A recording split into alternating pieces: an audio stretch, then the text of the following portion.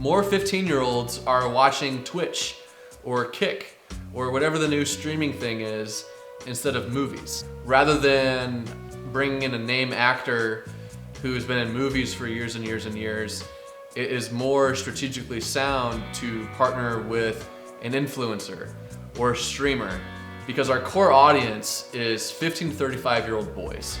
Of course, I think there's something for everybody in this show, but our core audience is 15 to 35-year-old boys.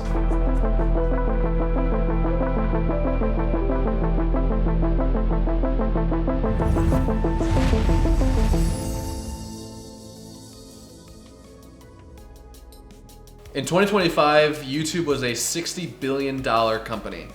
And a lot of that $60 billion was not kept by YouTube. YouTube has a 50-50 split between eligible content creators and the company, whereas other distributors are keeping 70% and the creators are taking 30%. And so just from a profitability standpoint, getting the YouTube channel monetized and ready to go for the episodes is probably the best way that we can bring in revenue, barring some sort of last minute deal with a network or a streamer. All of the trade reports from 2025 showed most major streaming services and other video platforms reporting some sort of loss. Our release strategy is optimized towards YouTube views.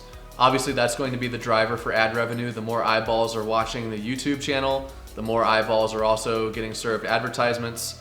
And it's a very simple business model. The advertisers pay YouTube to show their ads on videos, and video creators are rewarded with a 50% cut of that ad revenue. The audience funnel from shorts to regular audience retention is, we are present on TikTok, Instagram, Facebook, YouTube, and even LinkedIn. And every one of those platforms is calling people to action toward the YouTube channel. Subscribe now. Every piece of content that we publish is supposed to direct people to the YouTube channel. That's the intention behind a diversified content pool. Content as a marketer versus a producer has always been an interesting dilemma for me, because as a producer, as a film purist, you want to show as least as possible to the audience so that they can experience it in real time when they watch the full product. But the marketer in me, and what any marketer will tell you, is that the more you're putting out there, the more exposure you're getting, and the more the algorithm is going to favor you. About 2 months ago, we started posting content on a daily basis on the Hillbilly Hoosiers social media sites, and our engagement is up almost 250%. And most of those scenes are non-spoiler. We try to save like the really funny jokes and the high impact moments for the full episodes and not put those clips on social media. And so it's a constant balancing act between what can I show and what can I keep up my sleeve. The algorithm awards consistency most above all else. For example, once in a while you might come across an account that's like begging an NFL player to comment on my reel day 800 or something like that. And it'll literally just be a guy posting a video saying, hey, Tom Brady, comment on my post, day 1. Same thing next day, except day 2. And then, you know, they'll do that for hundreds of days until Tom Brady comments on the Instagram post. It's extremely common, and people will actually follow that. And look, I'm not trying to on our consumers at all, but that's just never been something that I personally have been real interested in as far as consumption goes. But it works, and the algorithm rewards it. Influencer partnerships is something that we're experimenting with right now for season 2. We tried to put ourselves out there after the first season, and we didn't really get a whole lot of bites. But that also may be because we didn't necessarily budget for high profile partnerships. That's definitely a change that we're making going into season 2, is rather than bringing in a name actor who's been in movies for years and years and years, it is more strategically sound to partner with an influencer or a streamer, because our core audience is 15 to 35-year-old boys. Of course, I think there's something for everybody in this show, but our core audience is 15 to 35-year-old boys. And more 15-year-olds are watching Twitch or Kick or whatever the new streaming thing is instead of movies. And as a purist, that really hurts. But as a capitalist, you kind of just have to play the game, and that's the game right now. Virality is very random. People who post every single day for years may not get that viral push until that one piece of content that they never imagined would go viral hits the algorithm just the right way. And we have the luxury of having two friends who each have about 1 million followers each on their social media, who share our show and whose work attracts about the same type of audience that our show does. And so that's boosted us relatively well, but we could do better. And none of those platforms are YouTube. And so really the result of that is they're redirecting people onto our funnel platforms that are supposed to end up on YouTube. And we haven't quite mastered that bottleneck yet, but it exists. And one of these days, we are banking on just one of the clips that we post on a daily basis, just hitting the algorithm that right way, and boom, you've got 250,000 views in like 6 hours and, you know, lots of new followers. In today's world of decentralization, it's important to be present and have a big presence on multiple platforms. The algorithms are not perfect, and the platforms are always subject to the political and cultural winds of the day. I think sometimes in the past 5 or 6 years, we've seen creators get banned off of certain platforms for a variety of reasons, and it's up to the audience to decide whether those reasons are legitimate or not, but it happens. It happens. And so we don't want to be in a position where we're on one platform and something happens that leads to us being banned on that platform, and then all of a sudden we have nothing. And so it's important to be monetized on multiple platforms, but YouTube is our priority right now. The monetization stack is interesting. Right now we're in talks for a sponsorship in season 2, which is something that I never really fathomed as being a possibility at this level, but here we are. And so some sponsorships to offset the production costs would be huge, especially as we look to add more help and more talent. We are running ad campaigns that point people towards the YouTube channel on different platforms such as Meta and TikTok. And we are selling merchandise. We have a lot of character-centric merchandise. For example, Sally, the association president, the crazy association president, her campaign merch is available at intravision.us/store. But there are lots of different monetization avenues here. We are open to pretty much anything. And the unique thing about our show is that we can take any sort of monetization avenue and maximize it. We have the ability to do ad reads in episodes and have it work along with the documentary. We have the ability to incorporate product placement into our episodes, and it looks pretty normal. And we have the ability to do influencer partnerships.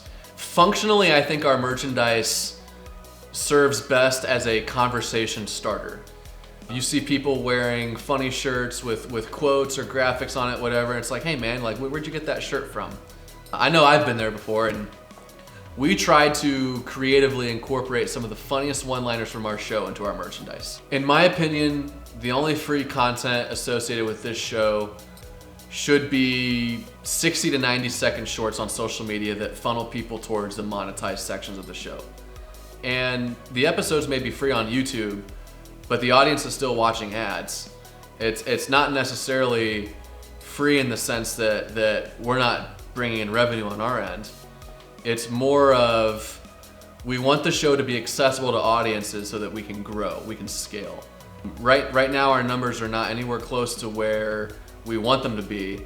And so there has to be a level of free access that then turns into growth.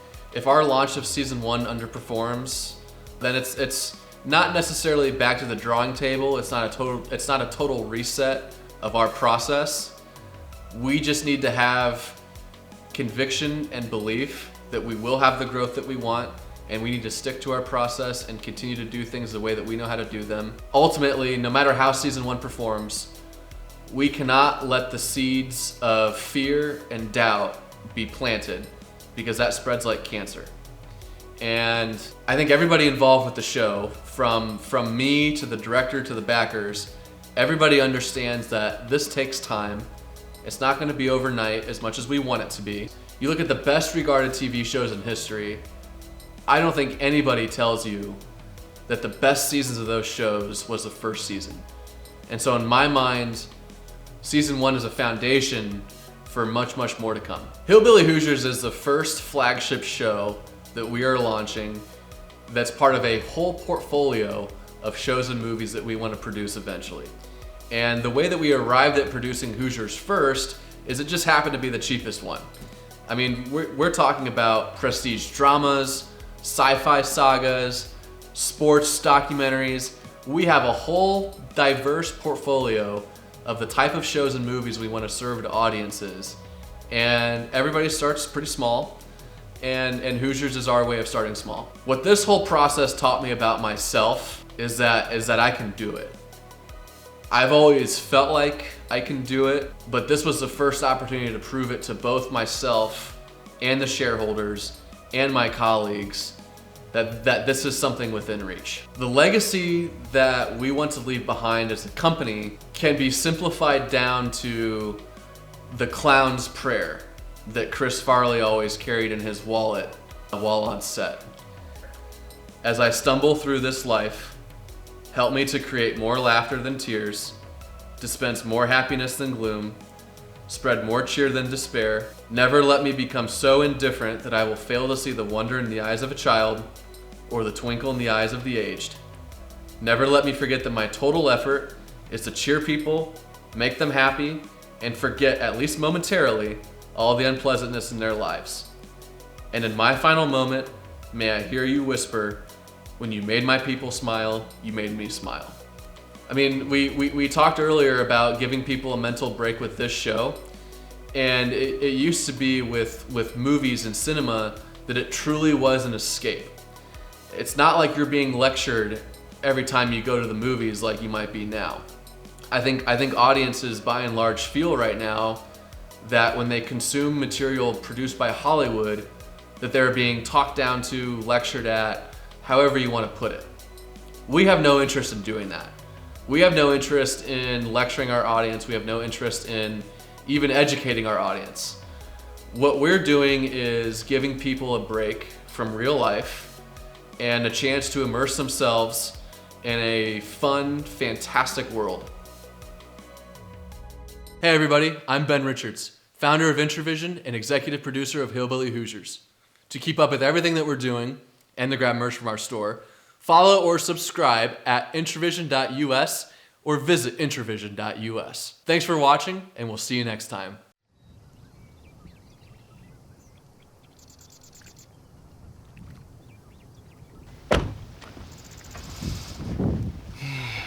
My baby is home for the summer. Hey, Mom. Where you been, man?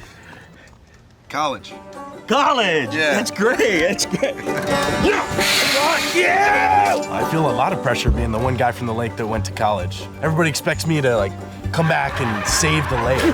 Grab it, fuck! I don't know what it is about this lake. Just always bring out the darker side in people. I have been trying to make this lake of a destination. Get off my lawn, you goddamn animal! They need a reasonable person in charge, and that reasonable person is me. You making moonshine again? Yeah, I am. Don't you care though, you college prick? I can't have Johnny start selling that fucking moonshine here again. Motherfucking shotgun! There's a lot of crazy people out on this lake, so I find that the best way to fit in is to out crazy them. Got this, Johnny. He hasn't had shine in a while, so he shouldn't be too juiced up. Oh man, he looks pretty fucking juiced to me. Well, I told you never to come back to the spar again, Johnny.